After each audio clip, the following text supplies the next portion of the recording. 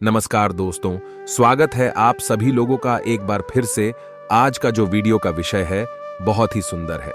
नवरात्रि में बिना व्रत बिना पाठ के आपको संपूर्ण नवरात्रि का फल मिल जाएंगे। ये वीडियो ध्यान से देखना। अगर आपने व्रत नहीं रखे हैं कोई बात नहीं, आपको परेशान नहीं होना है, क्योंकि कभी कभी हम काम के चलते या फिर ऑफिस वर्क होते हैं, कभी कभी कुछ ऐसे हम कामों में फंस जाते हैं जिसके कारण हम माता रानी के नवरात्रि में उनको टाइम नहीं दे पाते। तो आपको परेशान नहीं होना है। अगर आपने व्रत नहीं रखे कोई बात नहीं है, पूजा नहीं कर रहे हैं नवरात्रि में कोई बात नहीं, बस यह एक काम आपको कर लेना है। नवरात्रि में जितने भी लोग पूजा पाठ करते हैं उससे भी आपको अधिक बढ़कर के फल प्राप्त होगा। तो यह वीडियो ध्यान से देखना। आज की जो मैं जानकारी बताऊंगा बहुत ही सुंदर है, ज्ञानवर्धक जानकारी है। इस प्रकार की जानकारी आप लाखों रुपए खर्च करेंगे फिर भी कोई नहीं बताने वाले। हमारे चैनल का मकसद है जनहित एवं जन कल्याण करना, इसलिए आप लोगों को इस प्रकार के अच्छे जानकारी सिखाते हैं। तो आइए इस वीडियो में जानते हैं नवरात्रि में ऐसी कौन सी कार्य करने से बिना व्रत बिना पूजा या फिर बिना कन्या भोजन के सारे फल की प्राप्ति हो जाती है। मैं प्रमाणित जो जानकारी बताऊंगा, शास्त्रों के अनुसार लिखें जानकारी बताऊंगा। और अगर आप भी माता रानी के सच्चे भक्त हैं, माता रानी को मानते हैं, माता रानी के प्रति आस्था है, माता रानी के प्रति आपके विश्वास है, तो आप कमेंट बॉक्स में जय माता दी जरूर लिखना। इस वीडियो को लाइक कर चैनल को सब्सक्राइब जरूर करना। चलिए समय ना लेते हुए मैं आप लोगों को जानकारी बताना चाहूंगा। देखिए, अगर आपने दुर्गा सप्तशती का सिद्ध कुंजिका स्तोत्र के बारे में थोड़ा बहुत अगर आपको जानकारी है तो उसमें लिखा होगा, आपने देखा होगा, न कवचम नार्गला स्तोत्रम किलकम न रहस्यकम न सूक्तम नापि ध्यानम च न्यासो न च वार्चनम कुंजिका पाठ मात्रेण दुर्गा पाठ फलम लभेत अति गुहातरम देवी देवानाम पि दुर्लभम। अर्थात भगवान शंकर माता पार्वती को बताते हैं कि न कवच की जरूरत है, न किसी भी प्रकार की कोई बड़े अनुष्ठान करने की जरूरत है, न पूजा पाठ करने की जरूरत है। केवल सच्चे मन से अगर नवरात्रि के समय में कोई भी व्यक्ति पूरे मन के साथ पूरे विश्वास के साथ अगर दुर्गा सप्तशती में वर्णित सिद्ध कुंजिका स्तोत्र का पाठ कर लेते हैं तो संपूर्ण दुर्गा पाठ के फल उन्हें प्राप्त हो जाते हैं। जो भी आप व्रत रखे हैं माता रानी के लिए, आप चाहते हैं कि माता रानी की आपके ऊपर आशीर्वाद प्राप्त हो, माता रानी की कृपा मिले, आपकी कोई अधूरी मनोकामना है और चाहते हैं कि आपकी अधूरी मनोकामना पूर्ण हो जाए, तो आपने नवरात्रि का व्रत रखे हैं, तो वो सारे फल अगर आप चाहते हैं और उसका 1000 गुना फल प्राप्त हो जाए, तो नवरात्रि के समय में दुर्गा सप्तशती का पाठ जरूर करना। और जो लोग नवरात्रि का व्रत नहीं रखें, किसी कारणवश उन्हें टाइम नहीं मिल पाए, ऐसे व्यक्ति दुर्गा सप्तशती में वर्णित सिद्ध कुंजिका स्तोत्र का पाठ जरूर करना। पूर्ण रूप से आपको नव दुर्गा माता की पूजा पाठ करने से, 9 दुर्गा के 9 दिन व्रत करने से, कन्या भोजन कराने से जो फल प्राप्त होता है, केवल इस पाठ को सच्चे मन से अगर एक दिन भर आप जो है नवरात्रि के दिन एक दिन बस केवल आप जो है बैठ कर के जप देते हैं, तो उसके पूर्ण रूप से आपको फल प्राप्त हो जाते हैं। मैं आप लोगों को बताना चाहूंगा, जो लोग समर्थवान हैं ऐसे लोगों को कन्या पूजन भी जरूर करना चाहिए। अब कन्या पूजन का बेनिफिट क्या है, तो माता रानी स्कंद पुराण में भी लिखे हैं और कई सारे ऐसे हमारे जो देवी पुराण में भी इसका वर्णित मिलते हैं। माता रानी जितनी पूजा पाठ से प्रसन्न होती है उतना ज्यादा कन्या भोजन कराने से हो जाती है, क्योंकि कन्याओं को देवी का स्वरूप माना जाता है और जो कन्या होती है नवरात्रि के समय में ये साक्षात नवदुर्गा के स्वरूप हो जाती है। तो आप जो है कन्या पूजन नहीं कर पा रहे हैं, ध्यान से सुनना। अगर आप किसी कारणवश कन्या की पूजन नहीं कर पा रहे हैं, भोजन नहीं करा पा रहे हैं, तो आपको घबराना नहीं है। एक काम जरूर करना, जहां पे कन्या भोजन हो रही है, ध्यान से सुनना, जहां पे कन्या भोजन हो रही है वहां पे आप जो है नवरात्रि में चढ़ाए जाने वाले माता के जैसे सिंगारिक है, चूड़ी है, महावर है, बिछिया है, जो करधनी होता है, बाजू बंद होते हैं, ये कुछ सामग्री आप जा करके उनमें भेंट जरूर कर देना। छोटे बच्चे को दान जरूर कर देना। आपको कन्या भोजन का कन्या पूजन का पूर्ण रूप से फल प्राप्त हो जाएंगे। ऐसा माना जाता है जो व्यक्ति अपने जीवन काल में अगर एक बार भी अगर सच्चे मन से कन्या पूजन करके अपने घर में 9 कन्या को बुला करके, एक लंगूरवा को साथ में बुला करके अपने घर में अगर कन्या भोजन करा दें, कन्या पूजन कर ले, तो ऐसे व्यक्ति के जीवन में सारे समस्या जड़ से समाप्त हो जाते हैं। फिर ऐसे व्यक्ति निर्धन नहीं रहते, आप व्रत रखें या ना रखें, उपवास रखें या ना रखें, इससे कोई फर्क नहीं पड़ता। अगर आपने सच्चे निष्ठा के साथ, अगर पूरे विश्वास के साथ अपने घर में कन्या पूजन करा लिया, तो नवरात्रि का पूर्ण रूप से आपको फल प्राप्त हो जाएगा। जो व्रत करने से, पूजा पाठ करने से जो फल प्राप्त नहीं हो पाता, वो केवल कन्या पूजन करने से ही मिल जाते हैं। इसके बाद मैं तीसरा जानकारी बता रहा हूं। ये जानकारी आपकी जिंदगी में बहार लाएंगे, आपके जीवन में चल रही परेशानी को दूर करेंगे, क्योंकि हम आप लोगों को वह सरल, आसान, साधारण सी विधि बताते हैं जिसमें आप सभी दर्शकों के कल्याण छुपा होता है। मैं हर दिन बोलता हूं ना कि प्राचीन ज्ञान एक YouTube चैनल ही नहीं, बल्कि आप सभी दर्शकों का एक छोटा सा परिवार है, जिसमें आप मैं सभी सदस्य जुड़े हुए हैं। और मैं चाहता हूं कि मेरे चैनल में जुड़े सभी लोगों को धर्म की जानकारी हो, और वह मैं आसान विधि भी बताता हूं जिसका आपको पूर्ण रूप से फल प्राप्त हो। सरल से सरल जानकारी बताता हूं तो नवरात्रि के दौरान आपको एक पुष्प का पौधा जरूर लगाना है। इसका फायदा भी बताऊंगा। कौन कौन सा पुष्प का पौधा लगाना चाहिए। हमारे धर्म शास्त्रों के अनुसार कहे गए हैं, अगर कोई व्यक्ति मंदिर के किनारे में मदार का पौधा लगाते, ध्यान से सुने, जो सफेद कलर का मदार का पौधा होता है, किसी भी मंदिर के किनारे में लगा देते हैं। ये पुष्प वहां पे उपस्थित जो देवी देवता होता है, मंदिर में जो रहने वाले देवी देवता है, जैसे शिव मंदिर है, शिव मंदिर में मदार का पौधा लगाते हैं, तो इसके एक पुष्प, अगर आपके लगाए पुष्प को कोई भी व्यक्ति रख करके चढ़ाते हैं शिव मंदिर में जा करके, तो आपको एक स्वर्ण दान के बराबर पुण्य की प्राप्ति होता है। तो मदार के पौधा लगाने से इसमें जो फूल फूलेंगे उसको जाकर के देवी देवताओं को चढ़ाए जाएंगे, तो उसका आपको जो है पुण्य की प्राप्ति होगी। जो व्यक्ति चढ़ा रहे हैं उसको आधे फल मिलेंगे, और आधे फल आपको प्राप्त होना शुरू हो जाएंगे। तो मदार का पौधा अगर कोई भी व्यक्ति नवरात्रि के समय में किसी भी शिव मंदिर है, माता रानी का मंदिर है, उनके समीप में जाकर के लगाते हैं, तो उन्हें अक्षत पुण्य की प्राप्ति होती है। न इसमें आपको व्रत करने, न पूजा पाठ करने की जरूरत है।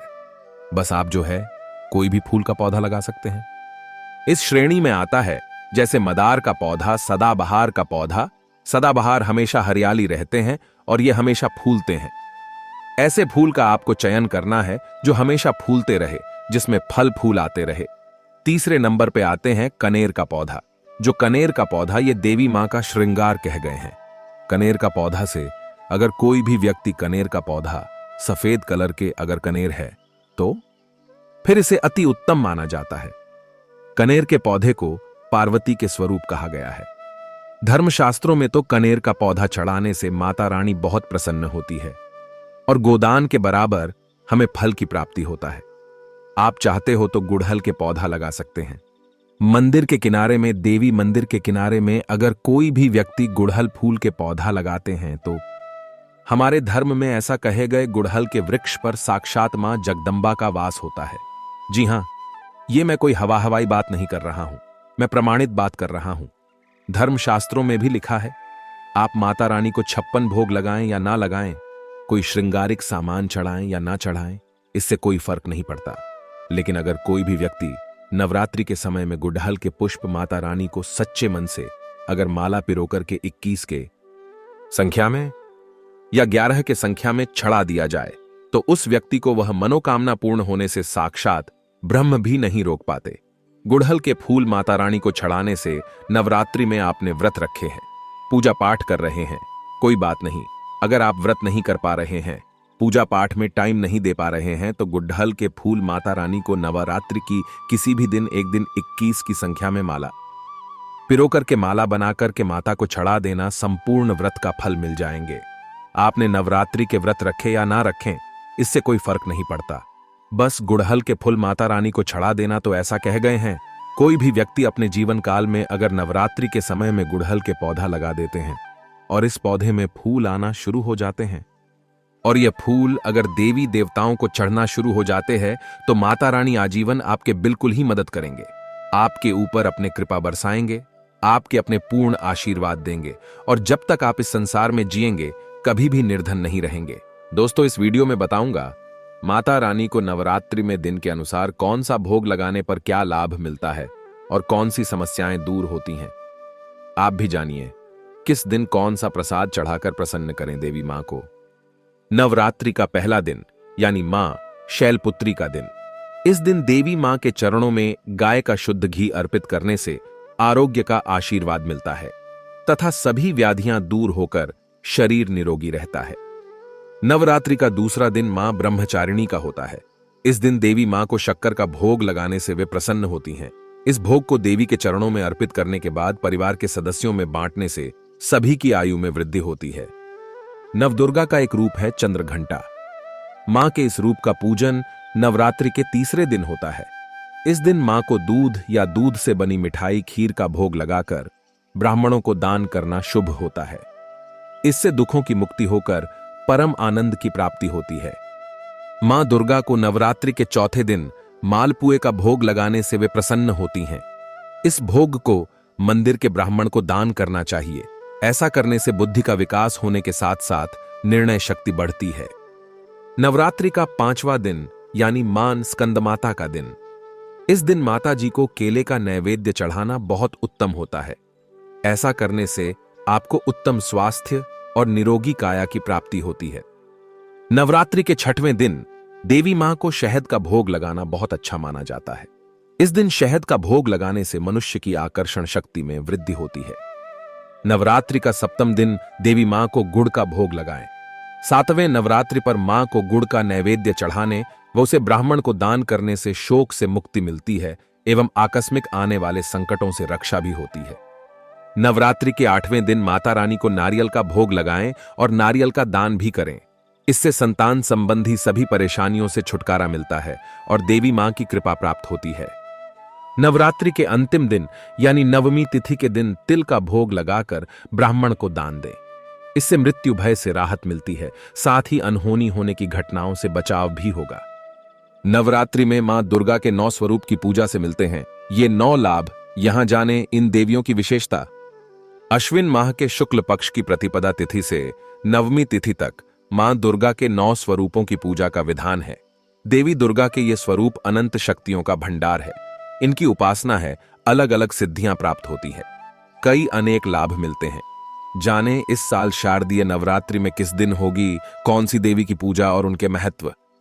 शारदीय नवरात्रि के पहले दिन कलश स्थापना कर देवी दुर्गा का आह्वान किया जाता है। इस दिन पर्वतराज हिमालय की पुत्री शैलपुत्री देवी की पूजा की जाती है। मान्यता है देवी शैलपुत्री की पूजा से जीवन में स्थिरता आती है, जातक के मूलाधार चक्र जागृत होते हैं, सुयोग्य वर की प्राप्ति होती है, चंद्र संबंधी दोष खत्म होते हैं। मां ब्रह्मचारिणी की पूजा से तप, त्याग और शक्ति की भावना में वृद्धि होती है। देवी ब्रह्मचारिणी की उपासना से जीवन के कठिन संघर्षों में भी व्यक्ति अपने कर्तव्य से विचलित नहीं होता और सफलता प्राप्त करता है। आत्मविश्वास में बढ़ोतरी होती है। देवी चंद्रघंटा साहस और पराक्रम का प्रतीक मानी जाती है। नवरात्रि के तीसरे दिन इनकी पूजा से भक्त के कोर्ट कचहरी के मामलों में सफलता प्राप्त होती है। क्रोध पर काबू पाने की शक्ति मिलती है। जिन लोगों की तरक्की में शत्रु बाधा बन रहे हैं उन्हें मां चंद्रघंटा की पूजा जरूर करनी चाहिए। मां कुष्मांडा ने अपने उदर से ही इस ब्रह्मांड को उत्पन्न किया है।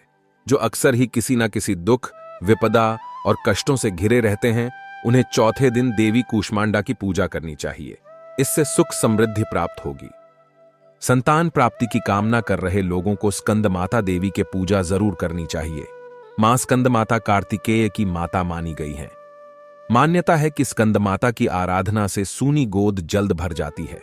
संतान की तरक्की और उसे संकटों से बचाने के लिए देवी स्कंद माता की पूजा श्रेष्ठ मानी गई है। ये ब्रजमंडल की अधिष्ठात्री देवी हैं।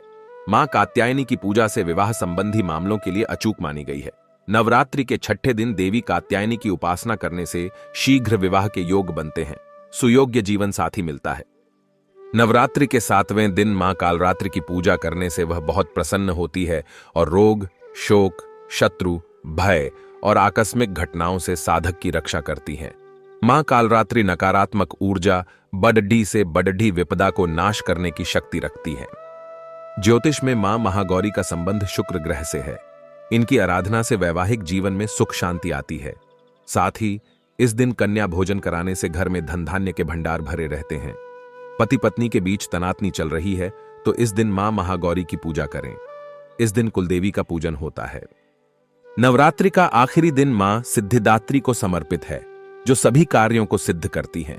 मां सिद्धिदात्री की पूजा करने से मोक्ष की प्राप्त होती, इसके साथ 8 दुर्लभ सिद्धियां प्राप्त होती है। ये अष्ट सिद्धियां हनुमान जी को प्राप्त हैं। इस दिन कन्या पूजन हवन कर नवरात्रि का समापन होता है। शारदीय नवरात्रि की दशमी तिथि के दिन मां दुर्गा की प्रतिमा का विसर्जन होगा। इस दिन देवी दुर्गा को पूरे विधि विधान से विदाई दी जाती है। तो दोस्तों, ये थे आज के ज्ञान भरी महत्वपूर्ण जानकारी। वीडियो को कृपया शेयर करना ना भूलें। आपको बहुत पुण्य मिलेगा। माता आपके सभी मनोकामना को पूर्ण करेगी। जय माता दी।